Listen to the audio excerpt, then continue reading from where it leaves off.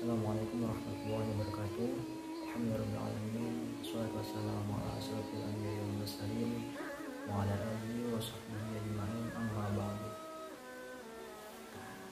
Yang saya muliakan, dosen pembimbing mata kuliah Pemikiran Ulama Banjar di bidang fikih, Ibu dosen Mardiah Agustina SPHI MPDI. Saya Ahmad Hirani di sini akan menyampaikan tugas saya tentang pemikiran bidang fikih ulama Banjar. Saya akan menyampaikan tentang pemikiran bidang fikih guru Haji Munawwar Ghazali atau yang dikenal dengan Guru Qubah. Dahuluan, beliau adalah seorang ulama karismatik Martapura saat ini. Beliau bernama Guru Kiai Haji Munawwar Ghazali atau yang lebih dikenal dengan Guru Qubah. Beliau keturunan dua ulama besar Banjar, yaitu Datuk Kelampayan dari jalur ayah dan Syekh Muhammad Kasbul Anwar Al-Banjari dari jalur ibu. Kecerdasan beliau terlihat semenjak masih kecil. Terbukti ketika ayah beliau, Guru Ahmad Ghazali, telah berpulang ke rahmatullah, Guru Munawwar sudah mampu meneruskan pengajian sang ayah, padahal umur beliau masih sekitar 19 tahun. Ini yang membuat di kemudian hari beliau menjadi salah satu ulama karismatik di Kalsel, khususnya Martapura. Peta pemikiran umum, Guru Kiai Haji Munawwar Ghazali adalah seorang ulama yang berkepribadian lembut, penyayang, tawadu, zuhud, wara, dermawan, istiqomah, dan penyabar. Beliau tinggal di Kampung Melayu, Martapura, Kabupaten Banjar. Keseharian beliau ialah memimpin majelis taklim Musalla Radatul Anwar, Desa Melayu Ilir, Martapura. Dalam bidang dakwah, sang guru yang mulia ini memiliki prinsip yang berpegang kepada hadis Nabi Muhammad SAW, ta'allamul arabiyyah wa'allamul nas. Belajarlah bahasa Arab dan ajarkan dia kepada manusia. Dia juga berpegang kepada pesan Sayyid Qutb Amin Qutubi, alaika bil ibadah wal istifadah. Kontinulah dalam mengajar dan belajar. Prinsip inilah yang selalu Guru Qubah pesankan kepada para thalabah yang hadir di majelis tersebut. Dengan istiqomah, beliau memimpin majelis taklim setiap pagi dan sore. Berbagai bidang ilmu yang beliau ajarkan di majelis taklimnya meliputi dari fikih, tauhid, tasawuf, akhlak, dan lain-lain. Dan kitab-kitab yang diajarkan pun hasil dari buah pemikiran beliau dari berbagai bidang ilmu. Kecenderungan mazhab, karena beliau berdomisili di Kabupaten Banjar yang mayoritas masyarakatnya bermazhab Syafi'i. Oleh karena itu beliau juga menganut mazhab Syafi'i.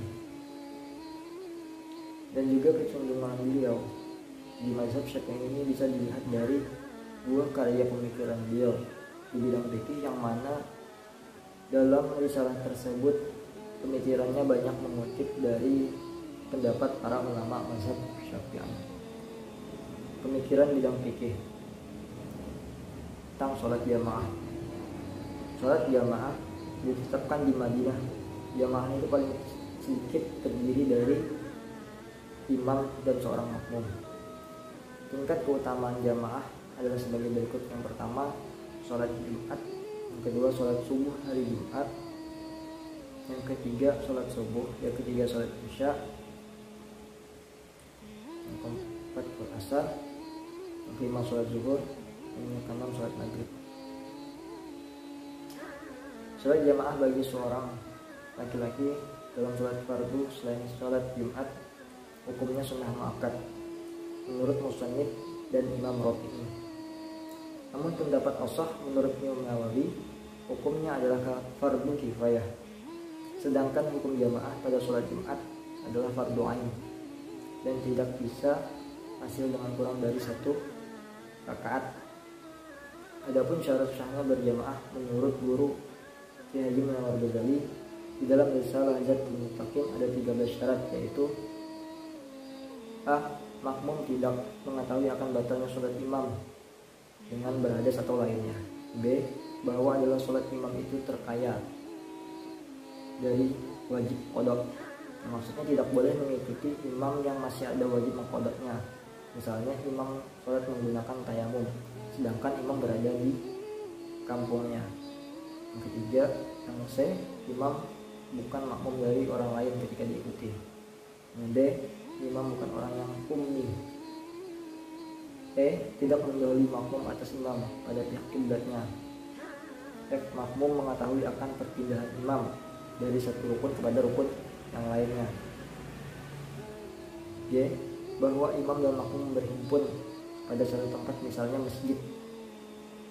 H, bahwa makmum berniat mengikuti imam atau niat berjamaah. I, bahwa muwafaqah, artinya sholat makmum dengan sholatnya imamnya ada pada aturannya. J, tidak menyalahi makmum daripada imamnya pada sunnah yang jahat bersalahannya. K, makmum tidak mengakibatkan akan batalnya sholat imam.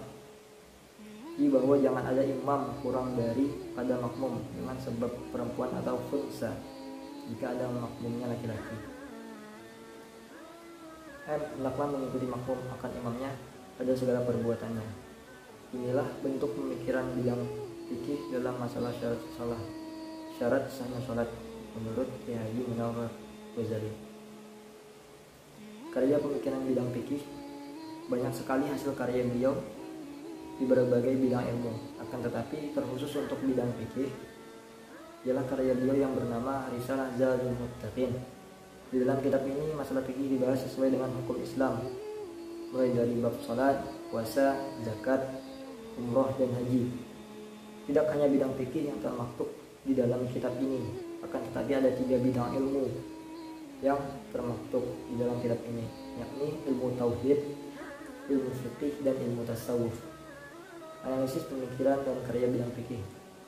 Berdasarkan analisis yang dapat saya simpulkan dalam pemikiran beliau dalam bidang fikih, terutama pada masalah sholat jamaah, bagian syarat jamaah dalam kitab-kitab fikih klasik, syarat-syarat berjamaah sama dengan apa yang beliau sebutkan di dalam pemikirannya.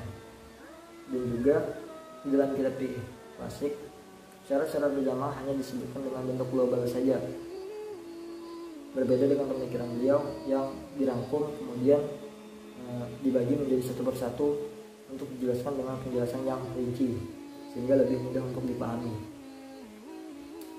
Adapun analisis mengenai karya pemikiran beliau di bidang fikih, yakni Risalah Zadul Muttaqin,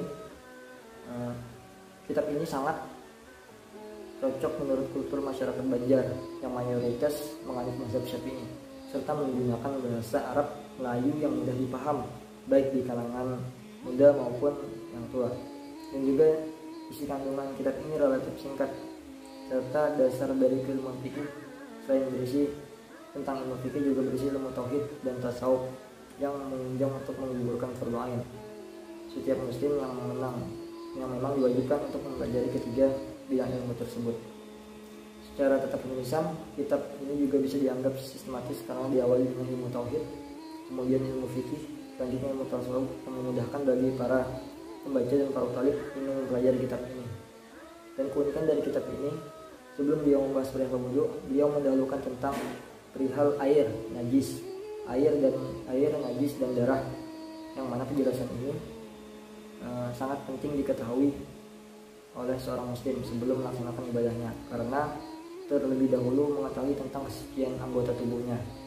Dan bagian akhir dari kitab ini dilengkapi dengan sanad-sanad ijazah dalam bidang fikih, yang mana sanad tersebut bersambung kepada Imam Syafi'i untuk memperjelas sanad keilmuan beliau. Ini sebenarnya yang dapat saya sampaikan. Lebih dan kurang saya mohon maaf apabila terdapat kesalahan. Saya akhiri, wabillahi taufiq wal hidayah. Assalamualaikum warahmatullahi wabarakatuh.